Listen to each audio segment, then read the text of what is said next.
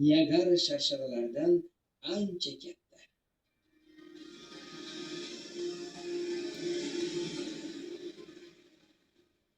Namgarchilik mavsumida jarlik ustidan sekundiga 12.800 kubometr suv oqib o'tadi.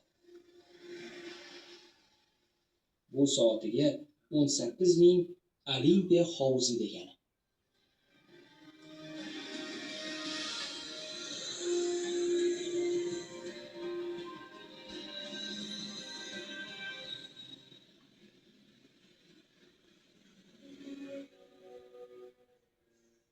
Yilning bu payti sharsharalar butun Janubiy Amerikada yashovchi barcha jonivorlarni xuddi ohanrabodek o'ziga tortadi.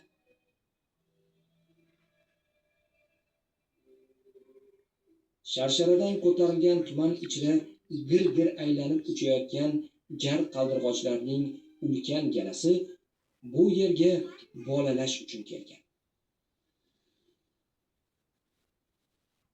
Biroq buning bir muammoli tomoni bor. Sharshara yaqinidagi o'rmonda o'g'ri ko'p.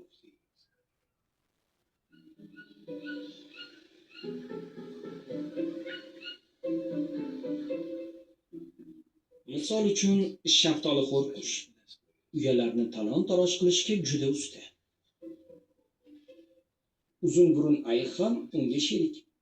Ikkovlon topganini yeydi, lekin tuxumlarni nihoyatda xush ko'radi. Yemish ilinjida butun o'rmonni izg'ib chiqadi.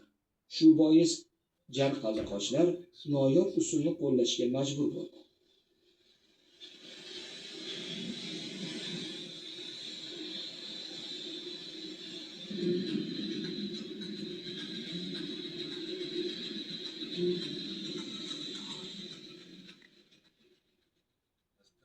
Uddaburon qushlar quyosh botayotganda sharshara suvlari orasidan uchib o'tish imkonini izlaydi.